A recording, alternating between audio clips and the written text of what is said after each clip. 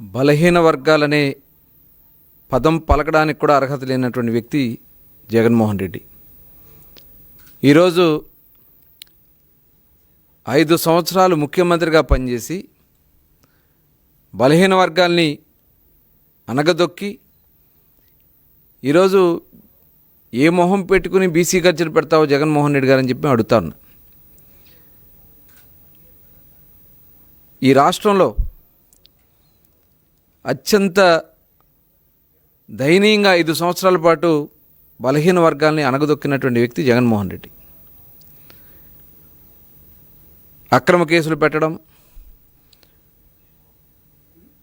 ఎవరైతే నాయకులుగా యాక్టివ్గా ఉంటారో వాళ్ళందరి మీద కూడా అరెస్టులు చేయించడం, జైల్లో పెట్టినటువంటి చరిత్ర జగన్మోహన్ రెడ్డిది.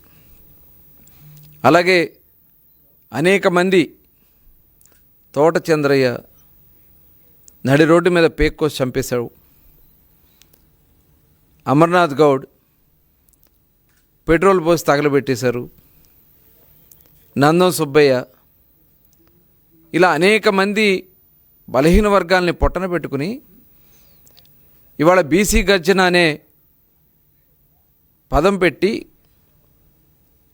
ఏదో సాధించాలని అనుకునే జగన్మోహన్ రెడ్డి యొక్క ఉద్దేశాన్ని దయచేసి ప్రజలందరూ కూడా గమనించాలని కోరుతా ఉన్నా. ఇవాళ సోకాళ్ళు వైఎస్ఆర్ పార్టీ నాయకులు జోగి రమేష్ గారు కానీ, విడుదల రజనీ గారు కానీ, అలాగే అక్కడ విచ్చేసినటువంటి నాయకులు మాట్లాడుతూ ఉన్నారు. ఆ రోజున మీ గొంతులు మోగబోయినాయా? అక్రమ కేసులు కట్టి జైల్లో పెట్టి అమాయకుల్ని, బీసీ సోదరుని నడి రోడ్డు మీద హత్యలు చేస్తూ ఉంటే కనీసం మీ గొంతు పెగలలేదే? కనీసం ఆ రోజున ఇది తప్పు అనే మాట మీరు మాట్లాడలేదే? కనీసం ఒక్క బలహీన వర్గాలకు చెందినటువంటి అమాయకుల్ని కనీసం వచ్చి మీరు పరామర్శ చేశారా? వాళ్ళని జైలు నుంచి బెయిల్ తీసుకుని బయటకు వస్తే ఊరేగింపులు చేశారు. మీకు బీసీల గురించి మాట్లాడే అర్హత ఉందా వైఎస్ఆర్ పార్టీ నాయకులకి? ఇదొకటే కాదు, స్థానిక సంస్థలో రిజర్వేషన్ల కోత కోశారు. 34% నుంచి 24% రిజర్వేషన్ల కోతకు వస్తే ఎక్కడికి పోయారు వైఎస్ఆర్ పార్టీ బీసీ నాయకులని నేను అడుగుతా ఉన్నా. మరో రోజున కార్పొరేషన్ల పేరుతో దగా చేస్తే మీరందరూ ఎక్కడికి పోయారని చెప్పి నేను అడుగుతా ఉన్నా. ఆ రోజు యూనివర్సిటీల్లో ఒక్క వైస్ ఛాన్సలర్ కూడా పెట్టడానికి అర్హత లేదా బీసీలకి? 50% పైన ఉన్నటువంటి బలహీన వర్గాలకి యూనివర్సిటీలో వైస్ ఛాన్సలర్గా అవకాశం కల్పించలేనటువంటి వ్యక్తులు మీరా ఈరోజు వచ్చి మాట్లాడుతూ ఉన్నారు. ఇవాళ మళ్ళీ బలహీన వర్గాల్ని మోసం చేయాలనే దుర్మార్గమైనటువంటి ఆలోచనలు మీరు చేయాలంటే అది సాగదని కూడా ఈ సందర్భంగా తెలియజేస్తూ ఉన్నాం. అసలు జోగి రమేష్ గారికి ఏ అర్హత ఉంది? మీరు చేసినటువంటి పాపాలు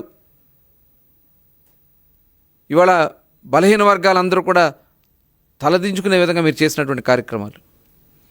అక్రమ మద్యం వ్యాపారం, మరి ఇవాళ చూసాం, సొంత కోడల్ని అదనపు కట్నం కోసం మరి చిత్రహింసలో పెట్టారని చెప్పి ఆ తల్లి వచ్చి వాళ్ళ పోలీస్ స్టేషన్లో కంప్లైంట్ ఇచ్చే పరిస్థితికి వచ్చిందంటే మీ యొక్క నైజం, మీ యొక్క ఆలోచనలు. ఇవాళ మరొక నాయకుడు చెల్లిపోయిన వేణుగోపాల్ గారు ఆ రోజున బలహీన వర్గాల యొక్క మరి తలదించుకునే విధంగా మోకరిల్లి మరి దండాలు పెట్టావే సుబ్బారెడ్డి గారికి. మరి అవమానం కాదా అది బలహీన వర్గాలకి? అదే కాదు, ఆ రోజున జగన్మోహన్ రెడ్డి పక్కన ఒక్క బీసీ నాయకుడినన్నా మీరు కూర్చోబెట్టగలిగారా? ఢిల్లీ వెళ్తే ఆయన బంధువులు లోపల పెట్టుకుని ఆయన సమావేశం పెట్టుకున్నాడు తప్ప కనీసం ఒక్క పార్లమెంట్ సభ్యుడిని, బీసీ పార్లమెంట్ కానీ, ఎస్సీ పార్లమెంట్ సభ్యులు కానీ కనీసం లోపల్లో కూడా పిలవకుండా తలుపు దగ్గర నుంచో పెట్టినటువంటి పరిస్థితి ఇవాళ ఈ రాష్ట్రంలో మర్చిపోతారనుకుంటా ఉన్నారా? ఎన్ని అవమానాలు చేశారు మీరు? దాదాపు 74 మంది బలహీన వర్గాల్ని పొట్టన పెట్టుకున్నారు. కాళహస్తిలో ఒక రజక సోదరి లోకేష్ గారికి పలకరించిందని చెప్పి బడ్డీ కొట్టును పగలగొట్టి తగలబెట్టి ఇచ్చేసారు. ఇవన్నీ బలహీన వర్గాలు మర్చిపోతారనుకుంటా ఉన్నారా? ఈ రాష్ట్రంలో మీరు చేసినటువంటి అరాచకాలు మర్చిపోతారనుకుంటా ఉన్నారా? కనీసం ఆ రోజు వచ్చి మీరు ఒక్కరినన్నా మీరు పలకరించారా? అన్ని దుర్మార్గాలు జరుగుతూ ఉంటే కనీసం జగన్మోహన్ రెడ్డి దగ్గరికి వెళ్ళి చెప్పలేకపోయారా? ఇవాళ గర్జన పేరు పెట్టి ఇవాళ బలహీన వర్గాల్ని ఏదో చిచ్చు పెట్టాలని మీరు ప్రయత్నం చేస్తే అది జరగదు. జగన్మోహన్ రెడ్డి గారు, అది గుర్తుపెట్టుకోండి. ఎందుకంటే ఈరోజు క్యాబినెట్లో దాదాపు 9 మంది బలహీన వర్గాలకు సంబంధించినటువంటి మంత్రులు ఇచ్చినటువంటి ఘనత ఇవాళ కూటమి ప్రభుత్వాన్ని. మరి ఆనాడు కూడా చంద్రబాబు నాయుడు గారు అతి కీలకమైనటువంటి ఫైనాన్స్ కానీ, అలాగే R&B కానీ, ఎక్సైజ్ కానీ అతి కీలకమైనటువంటి పదవులు ఆ రోజునే ఆయన బలహీన వర్గాలకు ఇచ్చి ప్రోత్సహించారు. వాళ్ళందరి మీద మీరు కేసులు కట్టారే. ఈరోజు అతి కీలకమైనటువంటి రెవెన్యూ కానీ, హెల్త్ కానీ, అగ్రికల్చర్ కానీ, మైనింగ్ అండ్ ఎక్సైజ్ కానీ, ఇలాంటి అతి కీలకమైనటువంటి మరి ప్రభుత్వంలో బాధ్యతలు బలహీన వర్గాలకు ఇచ్చినటువంటి ఘనత ఈరోజు గౌరవ ముఖ్యమంత్రి చంద్రబాబు నాయుడు గారిది, అలాగే కూటమి ప్రభుత్వాన్ని. కానీ మీరేం చేశారు? ఆ నాయకుల మీద అక్రమ కేసులు కట్టించి జైల్లో పెట్టించినటువంటి చరిత్ర మీది. ఈరోజు అనేక రకాలుగా ఇవాళ చూసాం. మీరు చేసినటువంటి తప్పుదలు ఇవాళ జోగి రమేష్ గారు అక్రమ మద్యం చేశారనేది వాస్తవాలన్నీ కూడా సాక్ష్యాలతో ఉన్నాయి కదా. అలాగే సిదిరి అప్పలరాజు తన కుమారుడిని కాపాడుకోవడం కోసం అతని కుమారుడు యాక్సిడెంట్ చేసి ఆ యాక్సిడెంట్ నుంచి తప్పించాలని ప్రయత్నం చేశారు తప్ప అక్కడ చనిపోయినటువంటి ఒక బీసీ సోదరుడు, ఒక యాదవ్ సోదరుడు యాక్సిడెంట్లో చనిపోతే కనీసం అతనికి ట్రీట్మెంట్ హాస్పిటల్కి కూడా తీసుకెళ్లకుండా అతని చావుకు కారణమైనటువంటి వ్యక్తి సిదిరి అప్పలరాజు గారు కాదా? కేసును కూడా తారుమారు చేయడానికి మరి అక్కడ ఉన్నటువంటి వాళ్ళ కుమారుని కాపాడుకోవడం కోసం వేరే వ్యక్తులను పెట్టి కేసుని తారుమారు చేయడానికి ప్రయత్నం చేస్తాం. అది నేరం కాదా? జగన్మోహన్ రెడ్డి మాట్లాడతాడు, 18 ఏళ్ల కుర్రోడు యాక్సిడెంట్ చేస్తే అతని మీద కేసు కడతారా అని చెప్పి మాట్లాడుతూ ఉన్నాడు. ఎక్కడికి పోతా ఉంది ప్రజాస్వామ్యం? ఒక దుర్మార్గమైనటువంటి ఆలోచనలతో వైఎస్ఆర్ పార్టీ నాయకులు వైషమ్యాలు రెచ్చగొట్టాలని ప్రయత్నం చేస్తూ ఉన్నారు. దయచేసి ప్రజలందరూ కూడా అప్రమత్తంగా ఉందాం.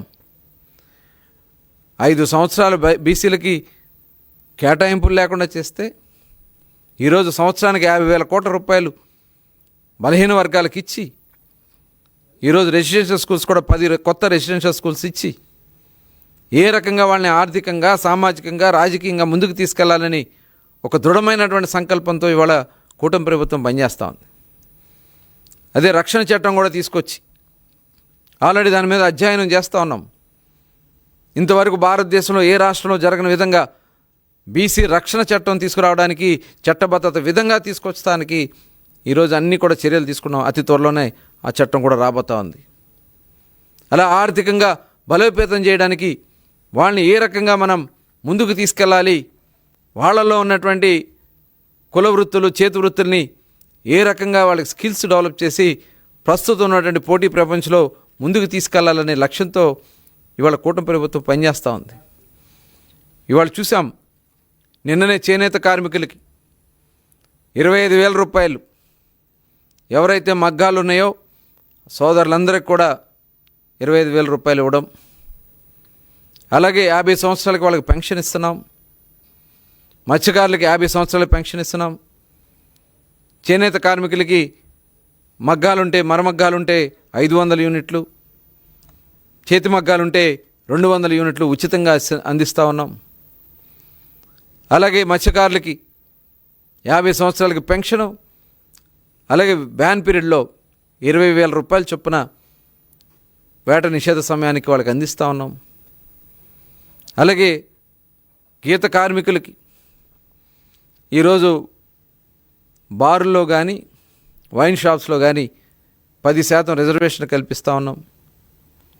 అది కూడా 50% లైసెన్స్ ఫీజుకే ఈరోజు వాళ్ళని బలోపేతంగా చేయడానికి కూటమి ప్రభుత్వంలో కార్యక్రమాలు తీసుకున్నాం.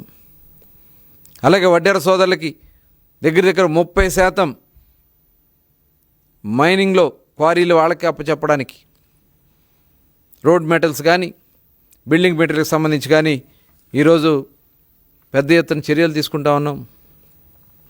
హాస్టల్స్ అన్నీ కూడా పునర్నిర్మాణం చేసుకుంటా ఉన్నాం.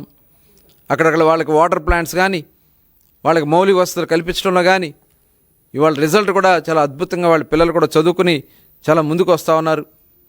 మీ 5 ఏళ్ల పాలనలో అనగదొక్కితే ఈరోజు మళ్ళీ ఆ బలహీన వర్గాలకి ఒక అండా దండగా ఈ ప్రభుత్వం ఉంటూ ముందుకు తీసుకెళ్తా ఉంటే ఈరోజు కుట్రల పనే కార్యక్రమాలకి గర్జన పేరుతో కుట్రలు చేస్తున్నటువంటి వైఎస్ఆర్ పార్టీ నాయకులారా, ఈరోజు మీకు అర్హత లేదు.